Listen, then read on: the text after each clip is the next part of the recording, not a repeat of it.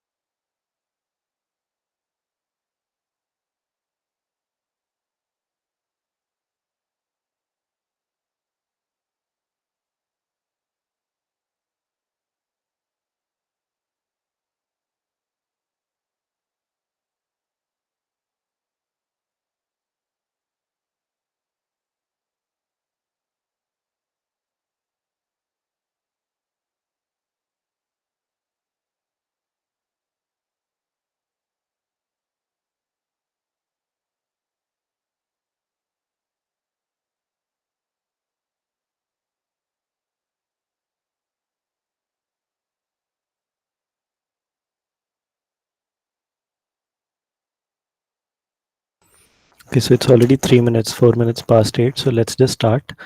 Uh, any doubts, or we could just, so the way we've planned this session is we'll quickly go over one of the notebooks for tokenizers. This is different from what the professor covered, and we'll just quickly go through the whole process to understand all the pre-processing, tokenizing, normalizing, all of those steps. So if that sounds fine, let me share my screen and we could do this. We could quickly go over. Uh,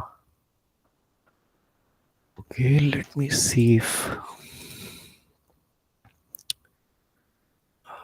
just a second.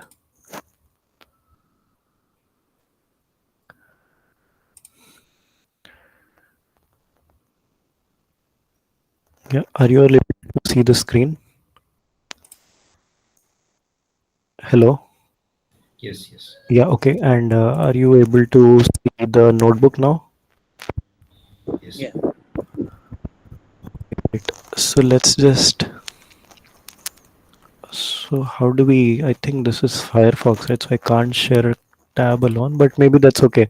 So we'll quickly go over what tokenizers are, and the hope is while we are running this, uh, while we are running this notebook, you guys can in parallel get your collab started, and you can. These are very simple commands, right? Just a couple of lines, 1 or 2 lines.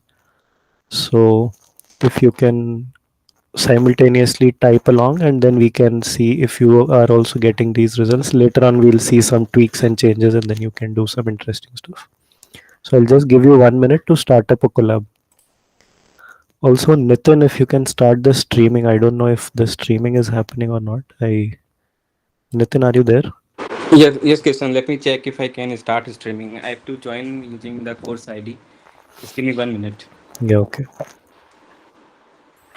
So rest of us, please get a collab notebook started, connect your sessions, and then we'll just quickly go over.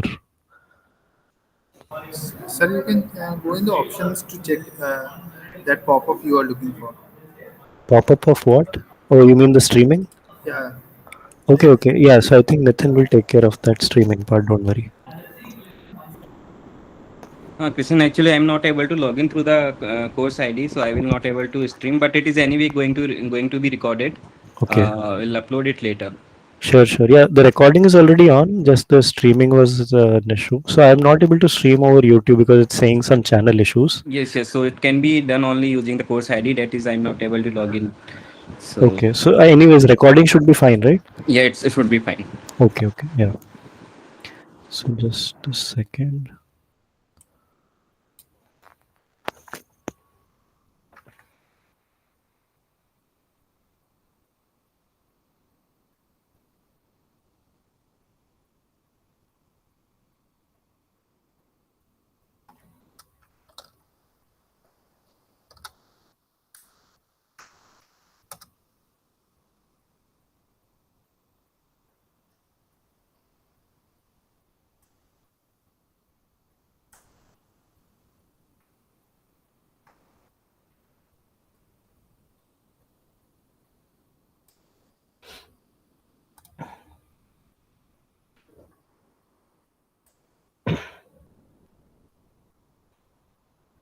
Yeah, are you all able to still see the screen?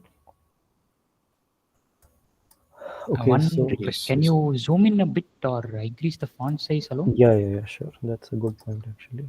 How about now? Yeah, thanks. This is better. Yeah. Is better, right? Yeah, so we'll just, and these are very small commands, but by the way of running these, the hope is you will understand and by yourself implement. By the way, please also let us know if you're able to access the GitHub notebook that was shared earlier. Sir, can you please give me the link? Like, send us the link. Yeah, Okay, we yeah, can able okay. to access.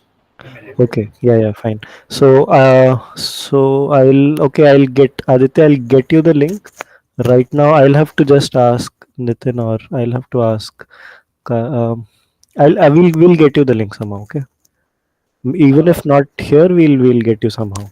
Thank you, So, sir. uh, so let's, if your all runtimes are connected, so let's just first the simple thing, right? The simple thing to do, or at least the initially, we'll just load some very simple small data sets from Hugging Face. So here is the link. It's there in the chat. So let's first run these you can pip install the data sets and tokenizers. Let's do this first, and then let's get started. So any answers on what is tokenizer? If you have seen the, if you have seen the videos of Professor, does anybody want to take a chance on what is a tokenizer? What do you do with it? What is it used for? Just to motivate the class. Any student can go ahead and answer. Hopefully you've seen the lecture, right?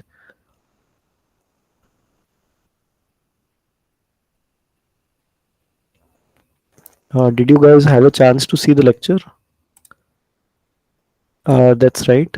Converts text to integer, but a little more motivation for that, right? I mean, it's not simply just doing. Like in a generic sense, it's like see, we have different kinds of data across different features, right? So it's kind of like bringing them to a common format and giving them unique variables, unique identifiers of some sort to some extent. Right, but what do you mean by features? Features as in say if we have a collection of I mean, say if we have a sentence. So a sentence may have 10 words and 5 unique words. So we would need at least 5 representations of those 5 unique words, essentially. So, Right. I mean, So yeah, so the motivation is the same as what he mentioned, that finally our objective is to work with models, and models, yeah. models will understand vectors, which are numerical representation, right? True. And so we want a way for us to be able to convert the flowing text into vectors. Now, I think professor had discussed in the class that one can very easily argue that why not treat each character, right? A, B, C, D, E, F. Why not treat each character as one? But that's. I mean, you see the problems there, right? So It would while you explode predict, a lot. no, so the characters are just 26. So for example, if you convert everything to small, but that's not the unit in which we want to think, because then essentially, then if you do that, then instead of predicting the next word, you'll be predicting the next character, Character, yes. and that's not, if you think about it, that's not such a good strategy, because almost always your model will be predicting likely sequence of characters.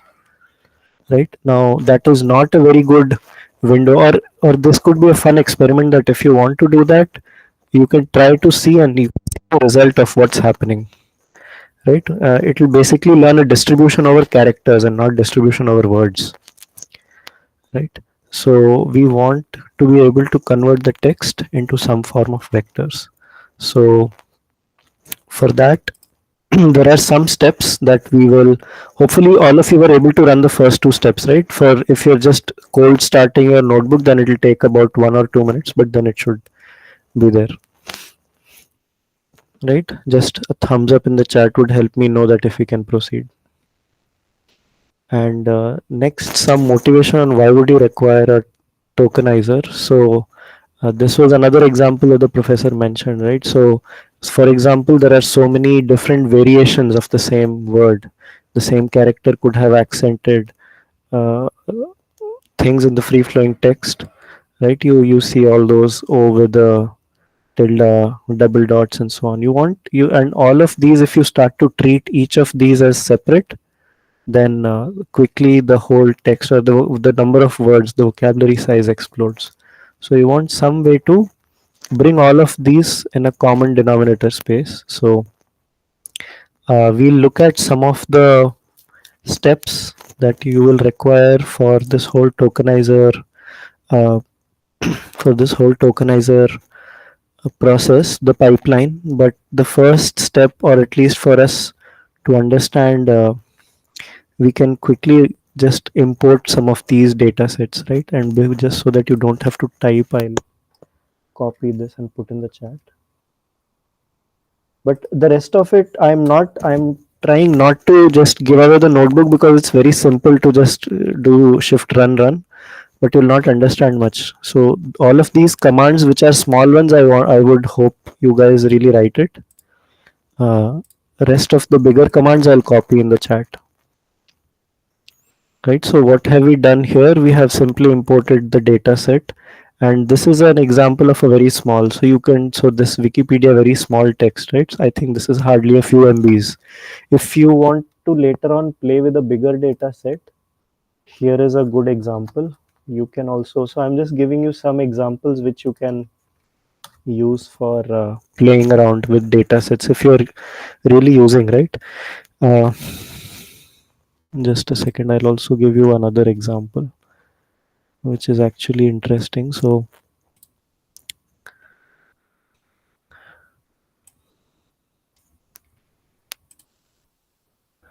and this, so right now let's just work with Wikipedia text.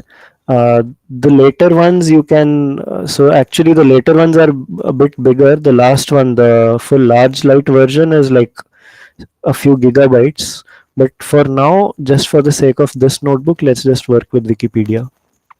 And let me know if you just see the first, if you try printing the first few, right, two or three or five elements of this data set, then you should be able to see some of these. Let me just know by thumbs up if you're able to see this data set.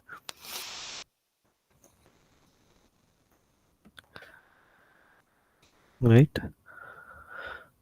Okay, also there are very few attendees. I don't know if we should, Nitin, should we wait for others few because it's already 10-15 minutes, but I hope this is all right because I feel, Yeah, we can go on. We can continue. yeah, we'll just go ahead now. So if you see the data set here already, you will see that in the first few second or third line, right? You will see some characters are Japanese characters, Senyo. So here the O has an accent to it. So all of these characters, if you pass to your, finally, if you're passing it to your language model, uh, there are just too many variations. So we want to standardize all of these, right? So let's, here in these few lines, all we have done is just downloaded the data set. But if you remember from the slides, this data set as such, well, this is just a few MB, so this will not be hard to load in your memory. But when you download this one, right, the larger data sets that I've put in the comment, if you download those data sets, you will see several gigabytes cannot be loaded at once, or your models don't operate all together at once. So you generally, it's a good practice to do what? Any answers to this? How do you handle very large data sets? Batching, right? You do batching. That's right. You do Out of batching.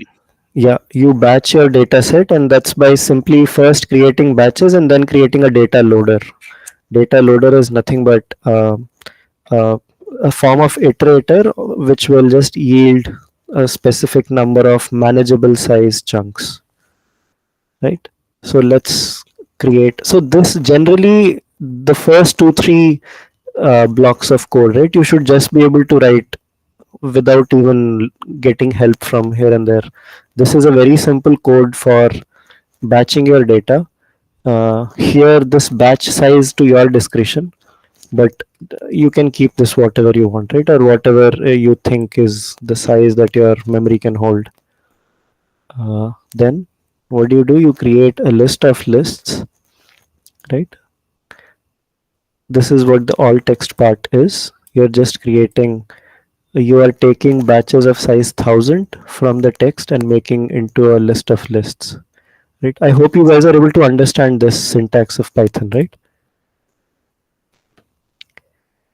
Let me know if this all text is equal to that line is clear, what that line does. Okay, so then once you have that, once you have that, uh, you create a simple batch iterator, which is nothing but just going over the length of this all text, and it will yield one by one, it will just yield you a piece of text. So till now we have done nothing but just loaded a data set and created a batch iterator over it, right? So let's just look at here. We'll quickly just go over the steps that were required to create a tokenizer from scratch. And all of so if you can think of this whole process of tokenization as a series of steps, here are the main four steps that are involved, right? So normalization, in the lectures you see the professor talks about creating everything into uh, the lowercase, and you might not want tab spaces, or you want all white spaces to be replaced with certain, or all tabs or all spaces, long length of spaces to be replaced, and so on, right? There are several special characters that can either be stripped away or they could be converted to some Unicode representation, right? So all of those will fall under the category of normalization. Then pre-tokenization is where, or actually, I can just go on, but if you guys have seen the lectures, do you want to take a shot on what are each of these steps? What is pre-tokenization? So that at least we understand some of your understandings from the lecture.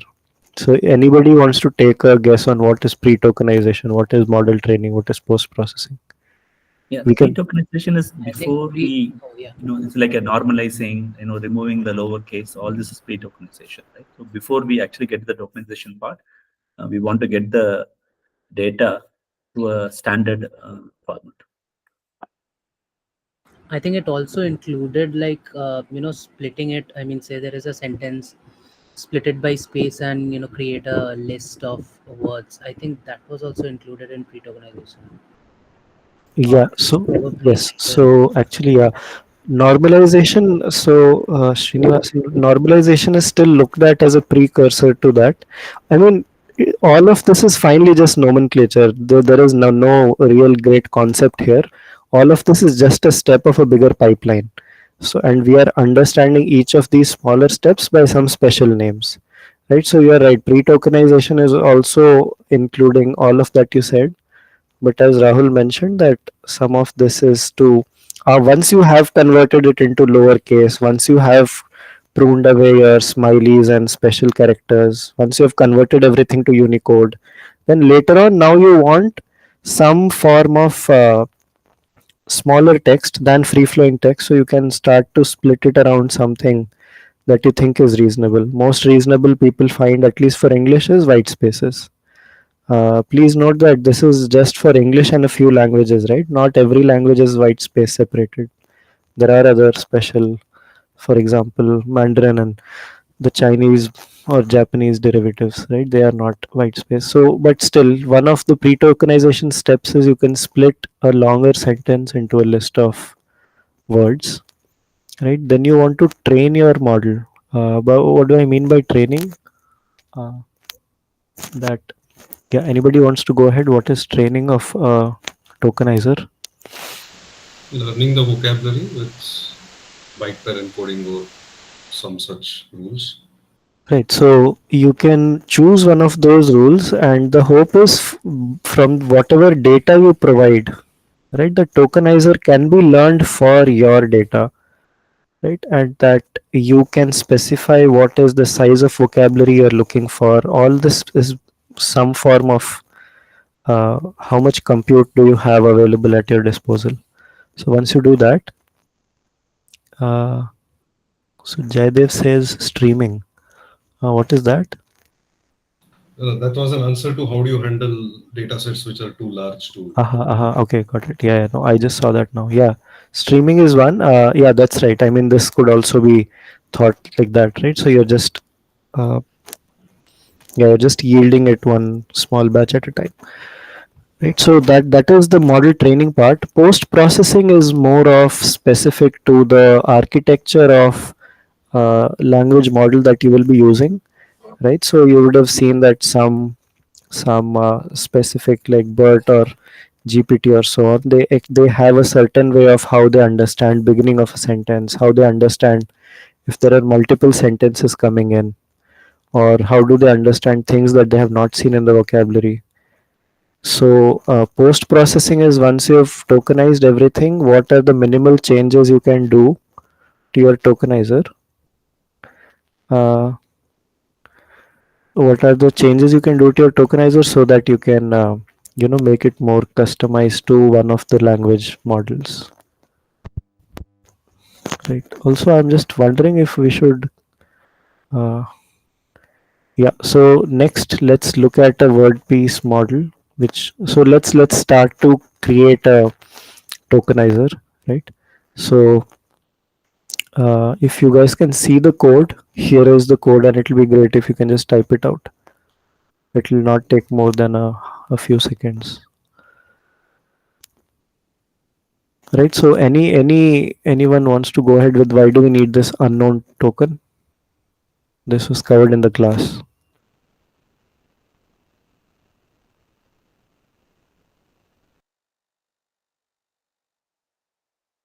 Sorry, just I think we can give us the time to type that and then we will answer the question. Anyway, the thing is that I'll answer the unknown part. Yeah, Is yeah, that sure. there could be words, something that don't come up, we don't know, right? So that you need the token.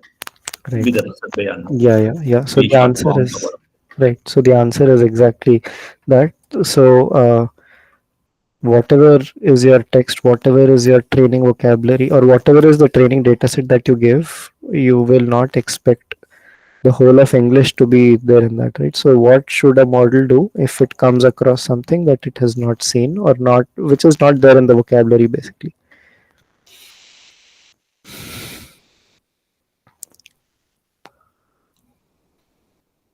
question here. I had a Yeah. question here. Yes. Why is the last one in uppercase, tokenizer, that is T proper case? Is there some naming convention here? No, no. So I think this would be because of the way it is defined in the package, right? So this would be a It's a class, the class. others are Yeah. functions. Or So rather, Python, the others are modules. Tokenizers is a class that you directly import. right? Tokenizers.decoders, tokenizers.models, and blah blah blah. They are all submodules of tokenizers. Right.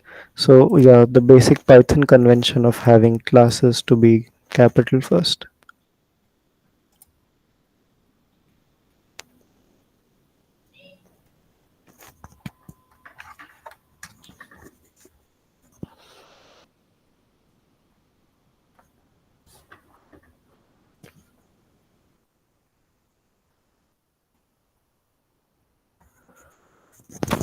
So also, let me just see if what we are doing here is just one form of normalization, right? But what I'm more interested in is in exposing several other varieties that can be done.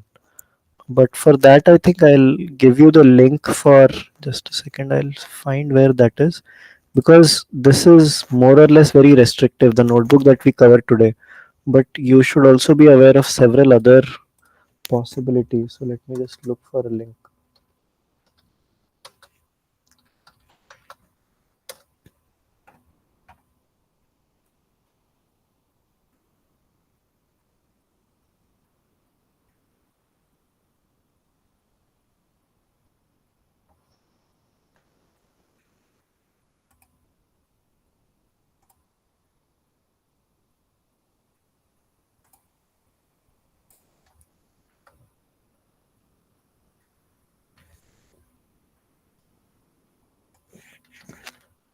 but this is not what I was looking for. But I hope you guys have gotten used to. Yeah, yeah. So that's right. So I was looking for this API link.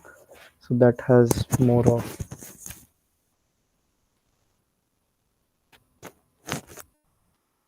right. Okay, so then in that case, let's just move on. So here, normalization, right? Right now we are just looking at this lowercase normalization. What this will do is your entire text, it will just take away or it will just convert everything into its lowercase. There are, it can also, so you don't have to just follow the lowercase alone. Suppose you wanted to do these few other operations, right? You wanted to convert everything into lowercase, make everything into Unicode, strip away all the accented characters, then you could apply this. This is a way that you can apply a sequence of normalizers. First converting it into Unicode, then everything into lowercase, then taking away accented characters. So this is, think of this as a, you're passing a list of normalizers and it does this in a sequence.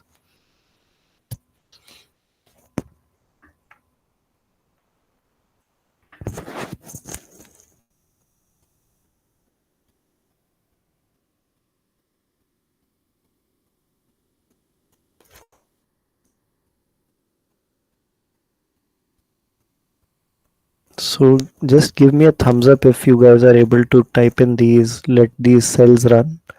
And so we'll go on to the next. I'll just wait for at least a few, like 3, 4, 5 thumbs up, and then we can move on to the next.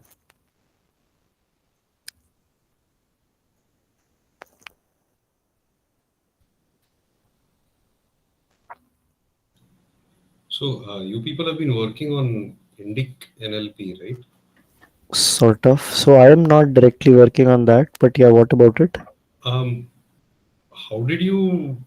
What was the sort of tokenization that you did over there? Because I would imagine that that would be very different from what we have seen in the Right, lecture or anywhere that was present in the Hugging Face ecosystem. right. Yeah, so I mean, there were a lot of custom scripts to do that. I think once most of that is released on Hugging Face, I think that will Yeah. probably more documentation has to go into it. But yeah, it was more of custom scripts that were written, and that was a lot of. So there are several language experts that sit in this department, right? Did you So have to write a bunch of normalizers, pre-processors, post-processors, right, pre-tokenizers, so, and all of that? right. So again, full disclosure, like I am not a part of that Indic team, but Okay. I know I sit along with other scholars who are directly working on that. From that, whatever little I know, I understand that they had to sit along with the language experts to write custom scripts. Thanks. Okay, so let's move on. So till now, the first step that we were calling the most primitive step was, now that is done. Now let's look at pre-tokenization. Right now we want to, the whole big paragraphs or sentences. We hope to now split it One question, across. sorry. Yes, please go ahead. So suppose somebody has done this normalizer part, or I have done it like few cells above. How Mhm. do I know what are all included in the normalizer? How do I get a view of it? So you can just run the sentence again, or basically right now what you're doing is just making your tokenizer, right? We'll later on, I'll show you that how can you look at the sentences on which the tokenizer has acted on. But No, no, not that way. Sorry. uh, I just want to see that sequence, right? yeah, Without the code, is it, yeah, can I just print some part of the tokenizer or normalizer to figure out what all has been included there? no, I didn't understand. Okay, see, okay, let me repeat. So, see, the normalizer can be a single normalizer. In Yes, the second case, you actually built a funnel or create a a pipeline of sequence, yes. of it, right? So, how do I know? Suppose I just am working with some other, I mean, thing, even same person as Srinivasan, Right, 5 cells down. Suppose I just want to look at what did I define normalizer as? right. Yeah, yeah, How yeah. do I find out without Let me going back? just, Of course, I can go back to the code, then do it. right. No, I'm just seeing what happens if you print your tokenizer. It should definitely give you some answer to that. Let me just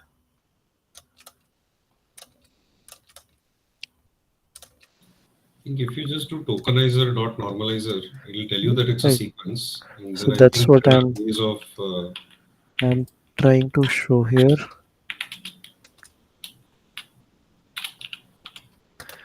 But this will give you a lot. It's just giving you this, is it? And yeah, then it's For not me, it's telling just us giving what the is object, but inside everything it. is just giving the organizer. Yeah. acha, so I think then you can just maybe it's a sequence, is it? Wait, let me Yeah, but just you can't explore that further. There are only like there's nothing there. no. If it's an iterator, if it's if it could be converted into a dictionary, then I think we can view it. It would either be one. Yeah. It has to go into one of the basic types, right? Either a list or a dictionary or a iterator or whatever. No, sequence object is not iterable apparently. I see. Okay.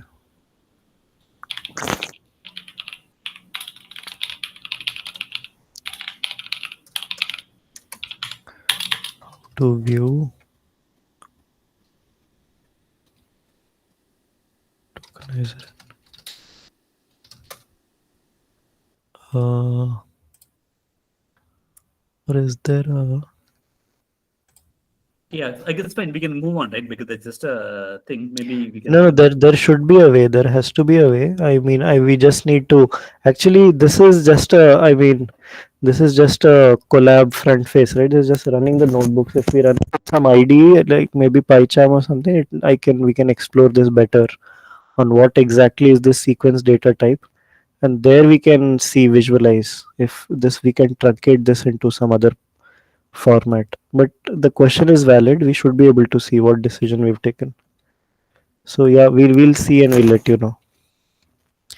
So now that the now that the normalization part is done, pre-tokenization is where you would chunk it down into parts, words, right? And the decision is, do you want to split it on white spaces or punctuations, or you could even think of it as memory level, right? Byte level. Um, there is already a BERT pre-tokenizer, so and that I think is space. Um, that's based on the space, right? So let's use that directly. Here are the next two lines of code um, which will initialize your pre-tokenizer to the BERT pre-tokenizer, and then you run upon that too. Actually, let me just see. This should be easy, right? How to see the tokenizer.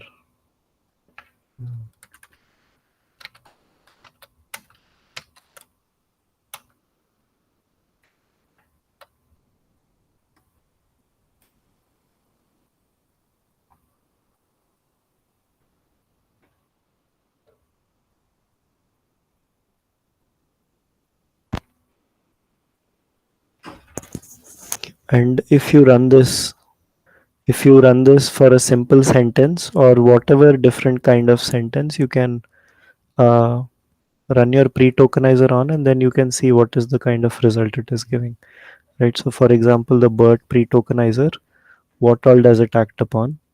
White spaces and punctuations. So you could just feed it in a sentence and see what output it gives. If you're wondering what are these numbers inside the brackets here, so these numerals inside the braces are actually the starting and the ending index point within the sentence where this token has occurred. I'm just figuring out the tokenizer.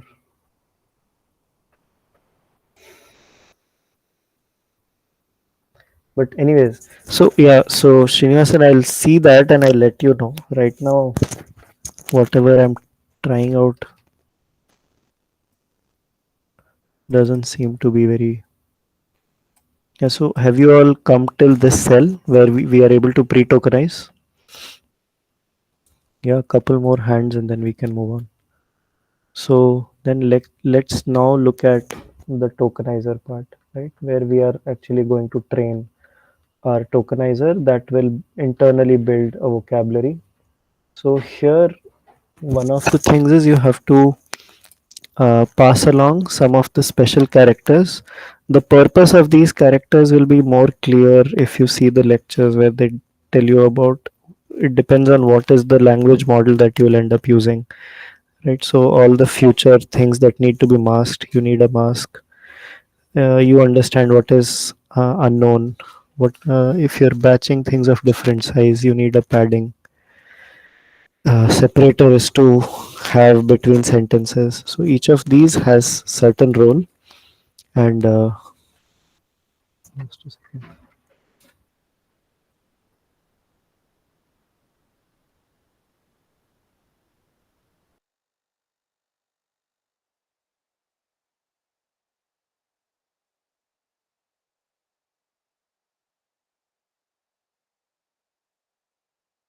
Yeah, yeah. Sorry, I had a phone call. So, are you able to come till or at least execute cells until this place where you're able to train your tokenizer using using the batch iterator that you had initially given, and the purpose of these special characters, right?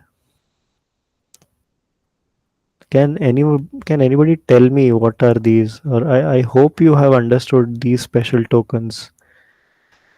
Uh, we will use these later, and these are more dependent on what language model we are using. But for now, yeah, Yeah, I mean, special tokens basically the padding is to add to the end of the shorter sentences, shorter inputs, and unknown is their unknown token. And right. CLS is specifically for bird, right? So that is basically the classification. The first token will be CLS. Yes, And separator is separate to various strings. If you have more, typically bird, we typically give 2 strings, right? So the second will be that. And mask is for the mask prediction model. So we may want to say that I put a mask here. right. Yeah, So just a second. Yeah, question I yeah, have is, sorry, yeah, yeah, the yeah. we put that mask within the array character, right? So that is just a convention, no? So we can just don't need to put the square brackets there, right? Uh, yes, yes, but I think it's better to follow the conventions, right? So because I mean, it would be very weird if you don't do it. So generally, this is how people do it. You could also do that, but I think everywhere that we've seen, we use this is sort of the norm.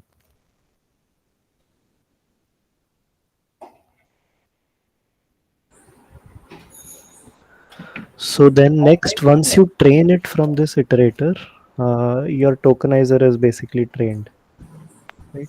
Uh, Sorry, I you, just had a question. yeah. This tokenizer seems to have two methods. One, the ability to add a special token or add just a token. Hmm.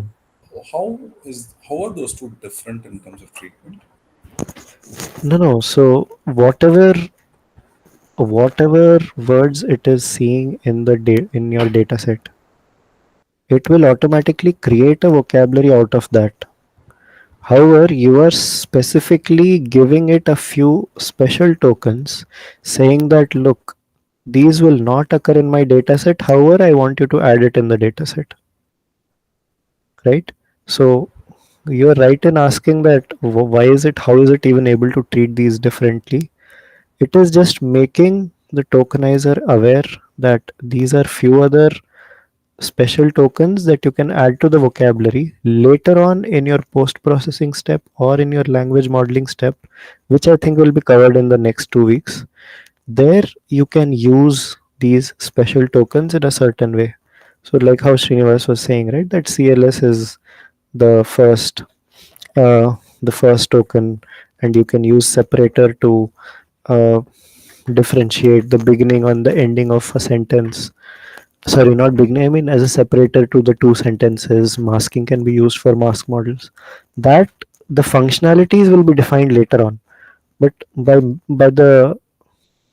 by specifying these special tokens, you're just making your model aware that these things will exist. Okay, so at this point, there's no real difference between a special token and a token that's created by the trainer. Right. So yeah. So these the model the tokenizer just understands that these it need not even see in the data set. Uh, right, but it will add these to the vocabulary. So also to answer to the previous question, right? So for example, pad, this word would occur in the data set, right? Would you agree that it's easy to Yes. find this data in the Yeah. data? However, you'll Yes. not find the word in square braces, right? And it's just probability. You're right that some LaTeX code might have, but the pad word as such can be present in the data set, but there is a purpose of adding square braces around it. Does that Okay, got clarify? it. Yeah. Same thing with mask also, right? Mask in itself will be there in the data set. And the train part, because I think okay, there are two questions, right? So now the vocab size we are saying is that this is the number of mergers we want. Yes, these are the number of mergers. Or these this is the expected size of vocabulary we are expecting. Okay, and I can increase it also, but when I run that, it finish very fast. I think it's basically more of a function of the original corpus, right? The corpus is That's small, right. Yes. That's right. Yes. so So in the I mean, if you corpus is see this data set is just a few MBs. I don't think it's even more than 10 MBs, right? if the corpus is very large, like the book Yes. corpus, but even if my vocab size is small, the train will take some more time. Yes, it will. But that's a good question on how many, so if suppose you just give 5,000 here, right? So then you're asking which 5,000 will it select? So suppose if you ask that question, so the answer lies in what kind of tokenizer are you using? So here it's a word piece, right? There are different. I actually even I don't know the right answer to that question. That if you severely limit the size of your vocabulary, exactly which words will it find and which ones will it ignore? That we'll have to see. But generally, I mean, if you work with enough data sets or see around enough code, you have a sense of for what size data set or for what vocabulary size is reasonable. Right. So if you just go ahead with some assignments or projects or some code, you will get a sense. So again, a thumbs up if you have already come across, if you've completed till this step, and then we can move forward. Right. So any before we go to post processing, can somebody tell me what is post processing if you've seen the lectures?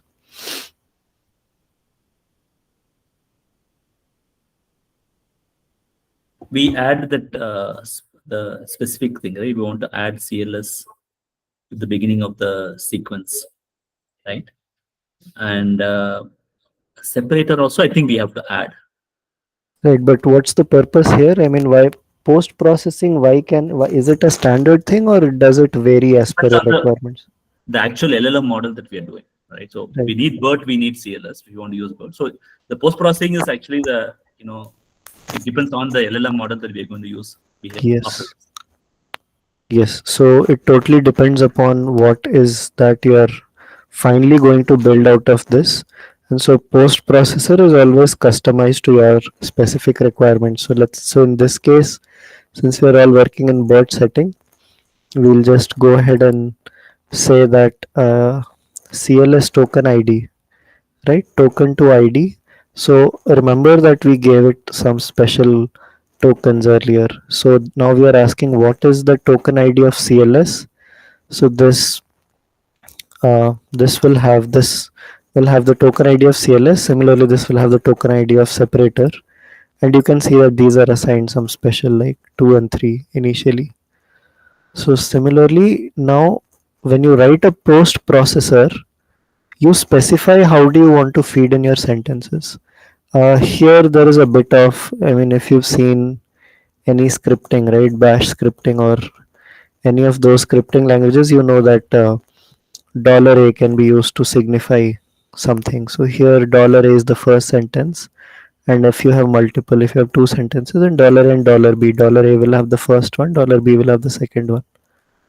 and that can be separated using a colon. So what does this post processor imply here? That CLS, just a second, in case of a single sentence, start with the CLS token, then the sentence, and then finally the separator. If you have a pair of sentences, you start with the CLS, then comes the first sentence, then a separator, then the second sentence, and the other separator. I think zeros and ones is to do with uh, what is that? Access token ID and so on. But that is also very model specific. You would have seen, right? Token IDs are given either zeros or ones, and generally you don't use it until uh, you'll have to read the documentation of each released model on Hugging Face to understand how to use these zeros and ones. And special tokens, again, you're just giving what are the special tokens here, CLS and separator,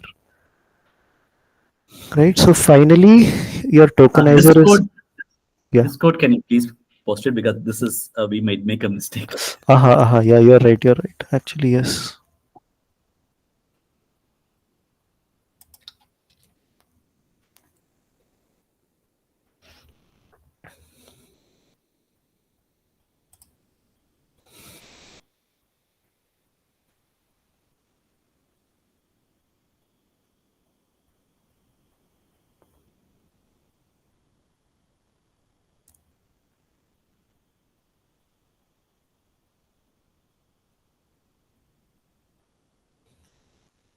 Yeah, so for the ones who have finished this part, then you can then see how do you encode. Finally, the tokenizer.encode, right, will give you the encoding for a given sentence,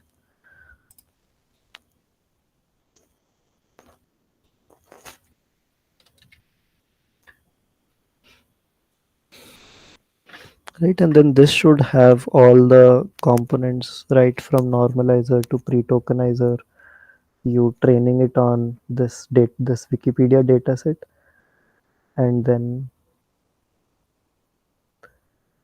finally the post-processing of sentence, right? So are you able to encode a sentence and then see the result? So by doing these few steps, actually, if you look at it, we've taken about half an hour to 1 hour of this, but if you look at it, it's just a few lines of code. So within that, we are able to parse a whole data set and create a vocabulary out of it, and then encode whichever incoming sentences using that tokenizer. Right now, let me know if you've come till this point where you're able to encode any given sentences. You can also now you can try around with different sentences, right? So suppose, for example, you can go ahead, copy some Chinese text or copy some Japanese text from somewhere in Google, somewhere in Wikipedia, or type some smiley and see what are you getting as the encoded version of that sentence.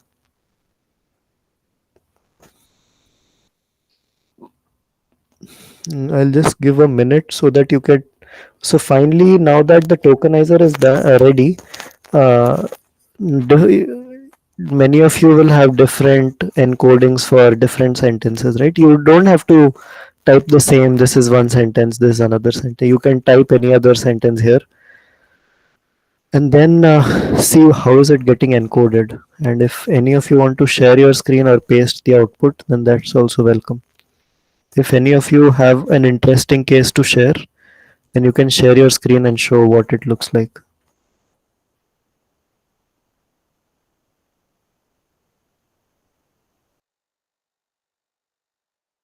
Hopefully, I actually made a spelling mistake, and the part I tried to do it run Jupyter on my machine, so running on Jupyter. So I put, instead of PAIRT, I put a spelling mistake, right? So then I can see it is separately taken out.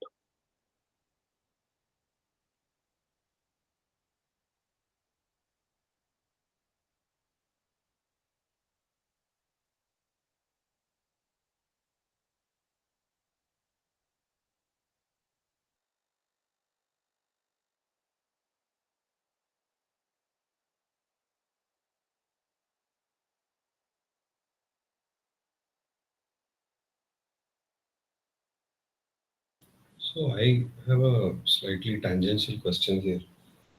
We normalize the text when we are doing the tokenization, but when we do inference, at that time also, we are probably just getting a distribution over words.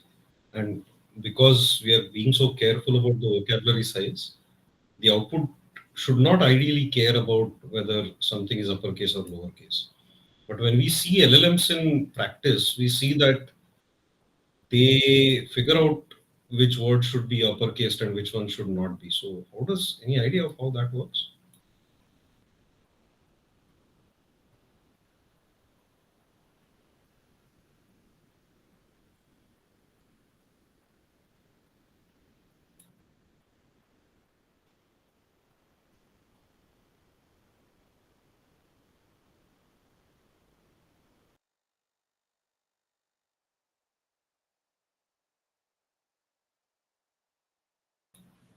Okay, I don't. Yeah. Sorry, I did not realize I was on mute this whole time. So Srinivasan, that was a very okay.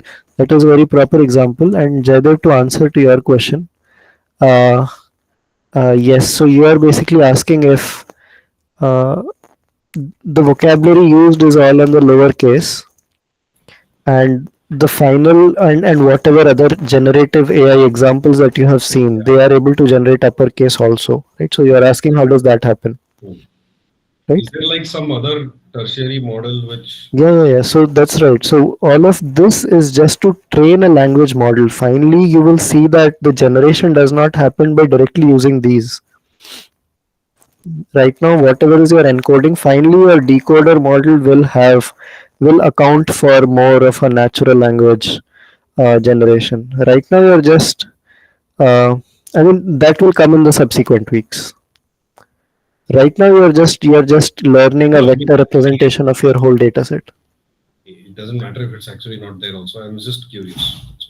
Right. No, that's fine. I understand, but what the generation part is very different from what we are doing right now. So decoders are also separately trained, is it? Yes, of course. So all of these GPT models are decoders only, right? They don't have any encoders in them, right? Sorry, what do you mean by that? They are purely decoder models. They don't have an encoder attached to them. That will be the out of scope, but I can point you to links. Sorry? If I mean, you need tokenization, right? I No, mean, no. I've heard this before, but it doesn't make sense. Like, if you only have a decoder, how do you process the input text? So, Let me know if this is, very divergent. We can yeah, discuss. it is actually, yeah, out of scope at least for this one. But my point is just hold on to this for the subsequent weeks, and most likely this will be covered. Also, I think this was covered in the LLMs uh, In the course, LLM if I'm course. not wrong. Okay. Yeah. So, just I think in the last few minutes, right, I also wanted to get this one very simple thing done. So, what we have done now, and I hope you're able to still see the screen. That's also the last part I didn't know. So, sorry guys, I didn't know that I was on mute. So, Srinivasan, I did see your example. That was very relevant. Basically, pair T was not in the vocabulary and it was splitting it there. Yeah, so moving on, Sir, we are not able to see screen. you're not able to see the screen. The screen is not shared. It is. Yeah, I think you have to repin it back. Sorry. I mean, Maybe it's it doesn't glitch or something. in general, people are able to see the shared screen, right? Yeah, yes. I think because since I shared it and I unshared, I don't know whether something happened. Sorry about that. No, that's all right. I think you just have to pin the. Okay, so for the ones who are probably not seeing it in full screen, you just have to pin that particular thumbnail. So there are also some pre-existing tokeners that are already there. You don't have to build the whole normalization, pre-tokenization, and so on. The purpose of using these pre-existing tokenizers is that some of these research papers, right, would have some of these research papers would have used a specific form of tokenizer for their results. And what they do is they generously make it available so that you can exactly replicate whatever results they have used, right? So for example, instead of doing this whole normalization, pre-tokenization, post-processing, so on, all of that is already encompassed in this pre-trained GPT-2 auto tokenizer, right? So if you just import this and you initialize your tokenizer to auto tokenizer from pre-trained, and which models, GPT-2 models, also just make sure that you check that it's fast, otherwise I guess on most of your local systems it will tend to crash. You just make sure that the tokenizer is fast. Then you basically train the same tokenizer again from the data set that you had, right? And that's it, nothing else. All you had to do, so all your basic fundamental steps of lowercase, Unicode, separator, CLS, all of that is already done.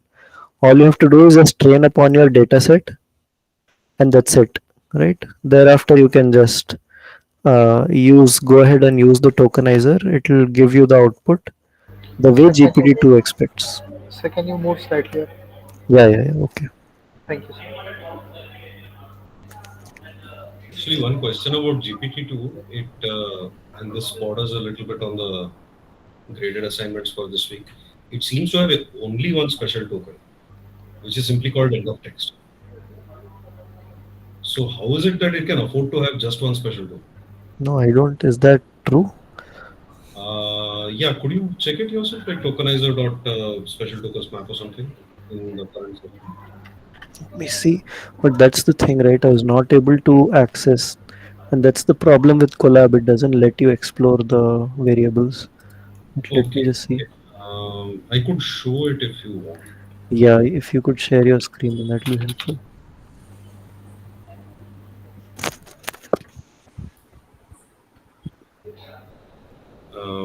Just a second. Yeah, can you see my screen?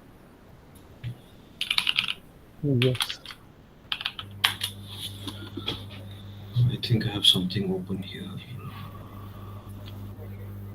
Also, if it's a graded assignment, I would request you to send over an email because I generally, No, this I is mean, the I notebook hope. I was using right now. Okay, So okay, yeah, that should be fine. Yeah, because generally for this part, I'll have to quickly consult with Arun. He generally takes care of this. come on.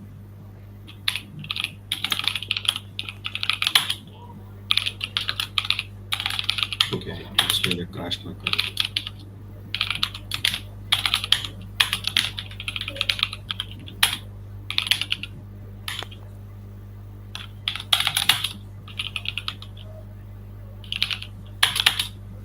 There it is. It's just one token essentially.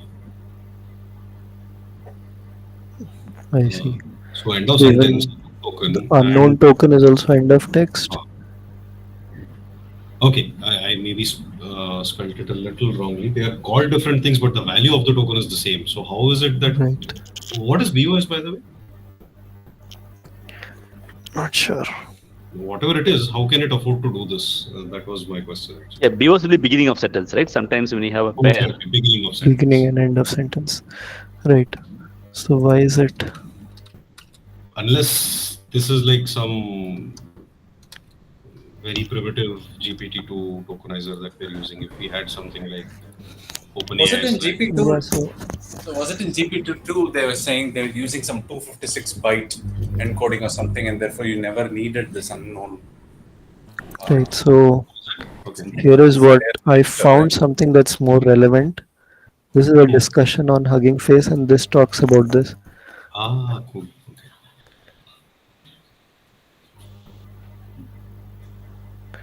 Right. If you see this, they're talking about.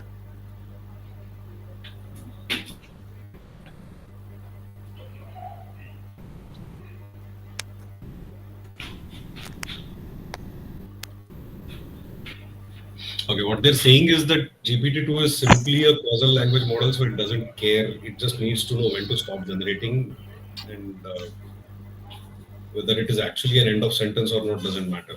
So it'll just Actually, protect you. the other way. So it all it matters is to know that it's an end of sentence, but it does not tell it to stop generating. Maybe two things. Learn when a sentence ends. Separate different sentences.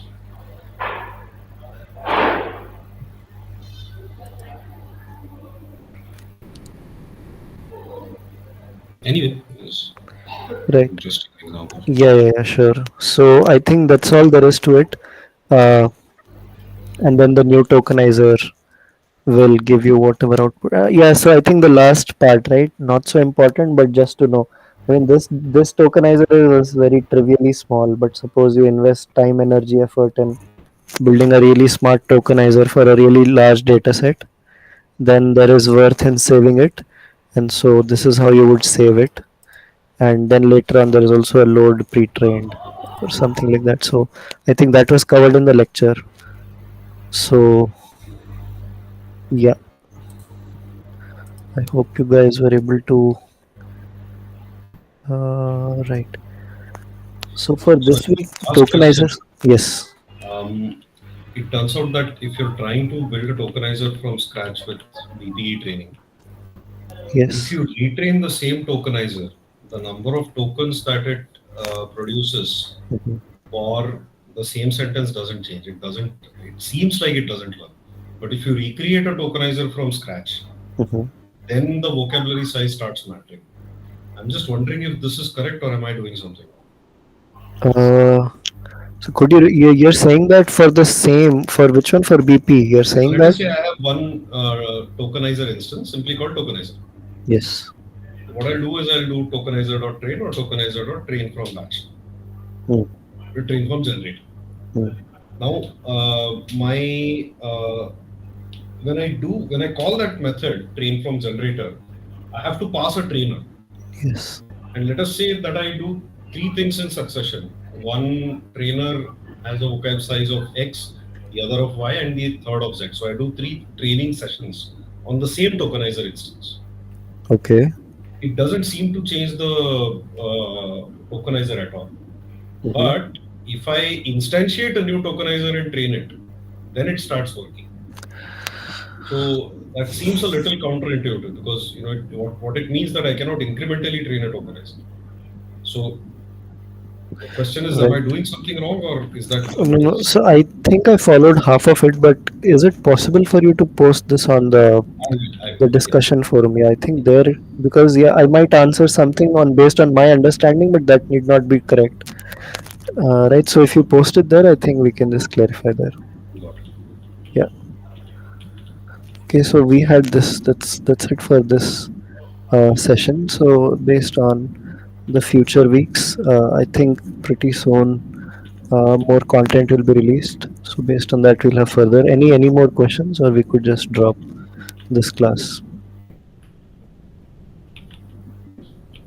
I Yeah. had one question. I couldn't find that answer. It's not about the tokenizer part, Yes. right? So I like Jaydev showed. I also use my screen and this in total disk, right? Yeah. So the GA1, of course, it talks about you split, get the train data, and I mean train validation, all that split. Then Mm. it has to take a combined one. Mhm.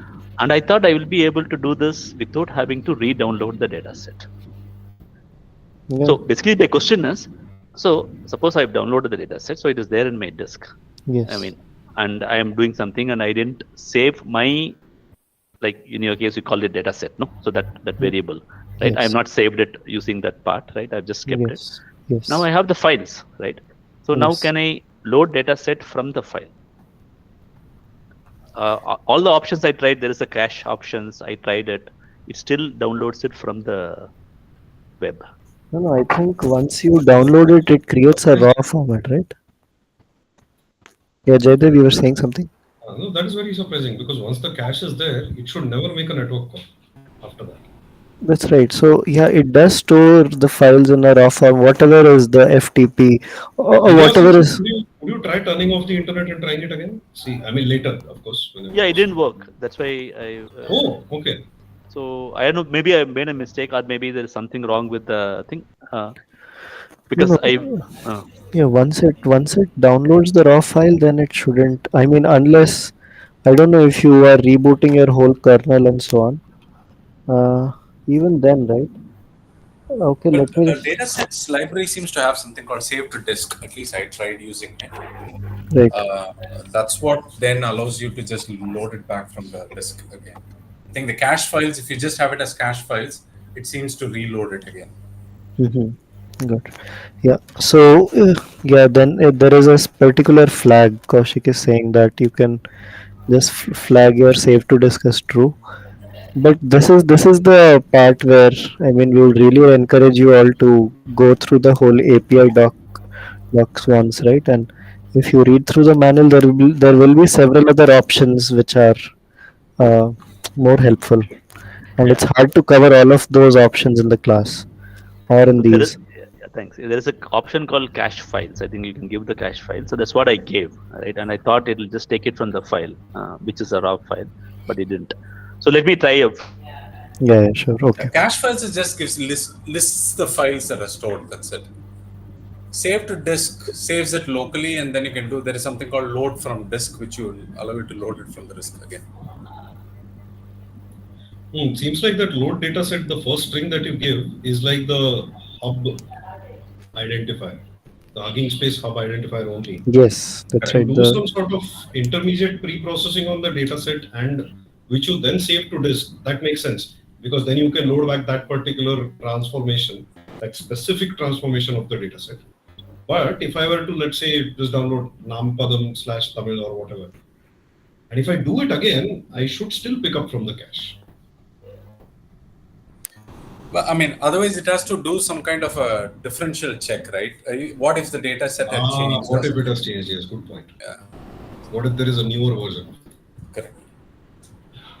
So I don't know if it checks for version changes or anything like that, but it seems to most of the time just download again. As Srinivasan is saying, it just seems to download again. I think so. Docker kind of stuff does this. If you say Docker pull x/y, it'll check if the current tag is actually the latest tag or not. Right.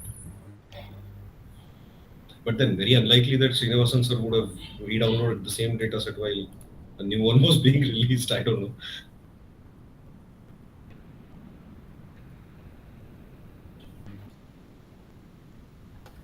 right. Okay. So in that case, we'll conclude this meeting, and we'll see you next week. Thank you. Thank you. Okay. Thanks. Thanks all. Bye.